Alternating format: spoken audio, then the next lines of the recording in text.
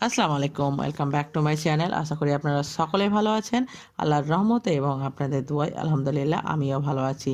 আজকের রেসিপিতে থাকবে simple and tasty chicken fry. বন্ধুরা, আপনারা এটা খুব সহজেই তৈরি করতে পারবেন এবং খেতেও কিন্তু অতি সুস্বাদু। আর তৈরি করতে কিন্তু বেশি কোনো প্রকারের মশলা লাগবে না। আপনার কিচেনে থাকা সামান্য পরিমাণ মশলা দিয়ে এটা তৈরি হয়ে যাবে। আর এটা গরম রুটি পরোটার সঙ্গে বেশ খেতে ভালো লাগবে। আর হ্যাঁ বন্ধুরা, আমার চ্যানেলে যদি নতুন থাকবেন তো চ্যানেলটাকে অবশ্যই সাবস্ক্রাইব করবেন আর পাশে থাকা বেল আইকনটি অবশ্যই প্রেস করবেন। তাহলে চলুন, এখানে আমি গ্যাসে একটা ফ্রাই প্যান চাপিয়ে দিয়েছি বা তাওয়া দিয়ে দিলাম পরিমাণ মতো সরিষার তেল। আমার 400 গ্রাম চিকেনের জন্য আমি এখানে 40 গ্রামের মতো সরিষার তেল ব্যবহার করেছি। তেলটা গরম হয়ে গেলে দিয়ে দিব আমি ফোড়নে গোটা জিরে। জিরাটা হালকা ক্র্যাকল হয়ে যাবে তখন আমি অ্যাড করব দুটো বড় সাইজের কুচো করে রাখা পেঁয়াজ। পেঁয়াজটাকে আমি হালকা গোল্ডেন ব্রাউন হয়ে গেলে এর মধ্যে অ্যাড করে দিব আদা রসুন বাটা। হালকা গোল্ডেন ব্রাউন হয়ে গেছে, এবার আমি আদা রসুন বাটাটা দিয়ে দিব। আদা রসুনের গন্ধ যাওয়া পর্যন্ত একটু ভেজে নিব, তারপরে অ্যাড করব গুঁড়ো মশলা, হলুদ গুঁড়ো, ধনে গুঁড়ো, ঝালের জন্য লঙ্কা গুঁড়ো, জিরে গুঁড়ো, কাশ্মীরি লঙ্কার গুঁড়ো এবং লবণ।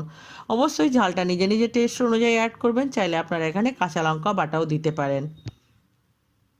তারপরে দিয়ে দিব আমি আগে থেকে ধুয়ে রাখা 400 গ্রাম চিকেন।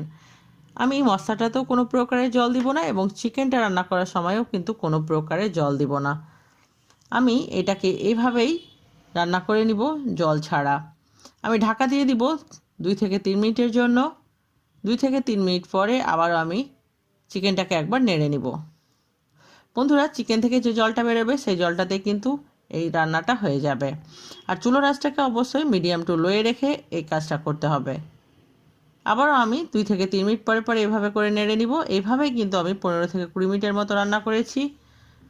চিকেনটা কিন্তু অলমোস্ট আমার রেডি হয়ে গেছে, আর কোনো প্রকারের এখানে জল নেই।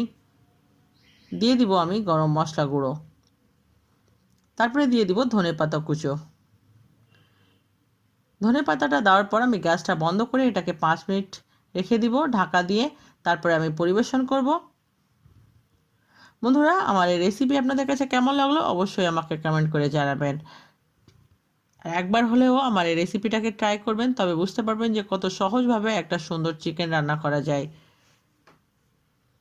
ভালো খান, সুস্থ থাকুন, আপনাদের দোয়াই আমাকে মনে রাখবেন। আর আমার রেসিপি যদি আপনাদের কাছে ভালো লাগবে তবে অবশ্যই একটা লাইক করবেন। আর দেখতেই পাচ্ছেন কত সুন্দর এবং কত ডিলিশিয়াস লাগছে দেখতে।